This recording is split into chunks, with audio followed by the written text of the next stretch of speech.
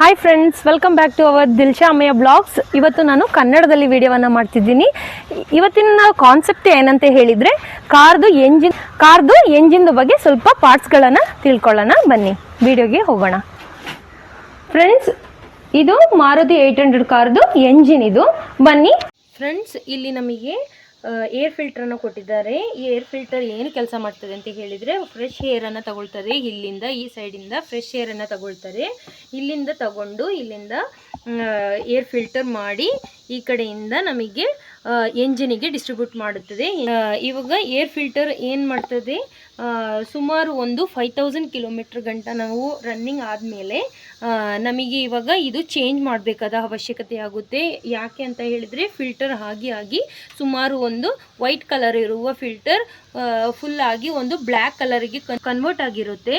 ಆವಾಗ ನಾವು ಅದನ್ನು ಚೇಂಜ್ ಮಾಡಬೇಕು. ಮತ್ತು ಅದು ನಾವು ಫಸ್ಟ್ ಆಫ್ ಆಲ್ ತಿಳಿದುಕೊಂಡಿರಬೇಕು. ಫ್ರೆಂಡ್ಸ್, ಇಲ್ಲಿ ಬಂದು 800 ಕಾರ್ದು ಇಲ್ಲಿ ಎಂಜಿನನ್ನು ಕೊಟ್ಟಿದ್ದಾರೆ.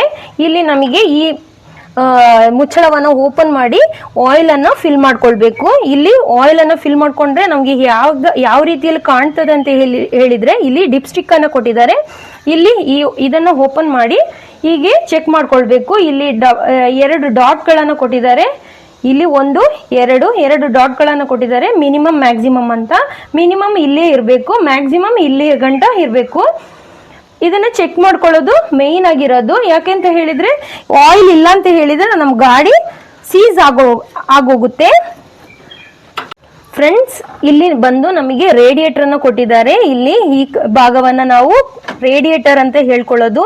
ಇದು ರೇಡಿಯೇಟರ್ದು ಮುಚ್ಚಳ, ಇದು ಕ್ಯಾಪ್. ಇದು ಇಲ್ಲಿ ನೋಡಿ, ಈ ಕ್ಯಾಪ್ ಹೀಗೆ ಕರೆಕ್ಟ್ ಆಗಿ ಇರಬೇಕು. ಇದನ್ನ ಓಪನ್ ಮಾಡಿ ಬೆಳಗಿನ ಜಾವ ಮಾತ್ರ ನಾವು ನೋಡ್ಕೊಳ್ಬೇಕು. ಯಾಕೆಂತ ಹೇಳಿದ್ರೆ, ಡೇ ಟೈಮಲ್ಲಿ ನಾವು ಈ ಗಾಡಿಯನ್ನ ನಾವು ತಗೊಂಡು ಹೋಗ್ತೀವಿ.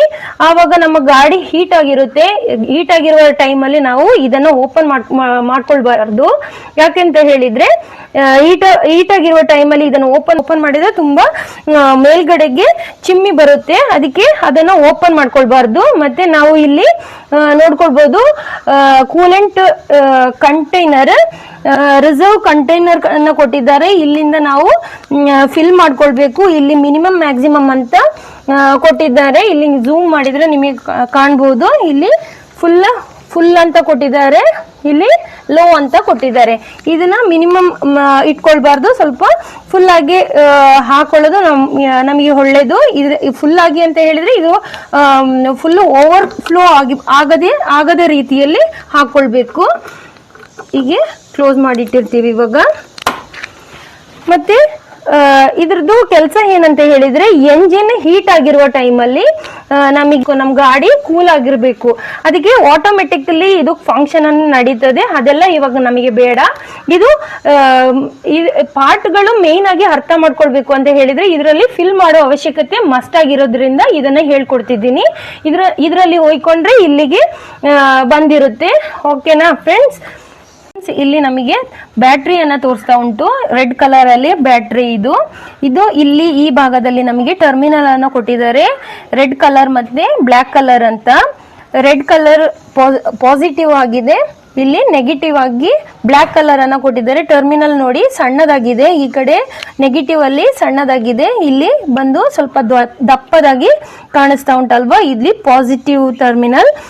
ಇದು ಇಲ್ಲಿ ನೆನಿಬಾರ್ದು. ಇದನ್ನ ನೀರು ಹಾಕಿ ತೊಳಿಬಾರ್ದು. ಡಸ್ಟ್ ಎಲ್ಲ ತುಂಬಿದ್ರು ಸುಮ್ಮನೆ ಹಾಗೆ ಬಟ್ಟೆಯಲ್ಲಿ ಉಜ್ಕೊಂಡು ಕ್ಲೀನ್ ಮಾಡಬೇಕು. ಫ್ರೆಂಡ್ಸ್, ಇಲ್ಲಿ ಬಂದು ನಮಗೆ ಬ್ರೇಕ್ ಫ್ಲೂಡ್ ಕಂಟೈನರ್ ಅನ್ನು ಕೊಟ್ಟಿದ್ದಾರೆ. ಈ ಬ್ರೇಕ್ ಫ್ಲೂಡ್ ಕಂಟೈನರ್ ಅಲ್ಲೂ ಅಷ್ಟೇ ಮಿನಿಮಮ್ ಮ್ಯಾಕ್ಸಿಮಮ್ ಅಂತ ಕೊಟ್ಟಿದ್ದಾರೆ.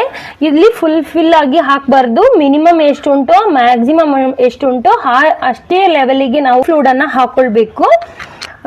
ಇದು ನಾವು ಈ ರೀತಿ ಪುಷ್ ಮಾಡಿಕೊಂಡು ಓಪನ್ ಮಾಡ್ಕೊಳ್ಬೇಕು. ಪುಷ್ ಮಾಡ್ಕೊಂಡು ಮಾತ್ರ ಓಪನ್ ಮಾಡ್ಕೊಳ್ಬೇಕು. ಸೆನ್ಸರ್ ಅನ್ನು ಕೊಟ್ಟಿದ್ದಾರೆ ಫ್ರೆಂಡ್ಸ್. ಇಲ್ಲಿ ಇದು ನಾನು ಮೇಯ್ನ್ ಆಗಿ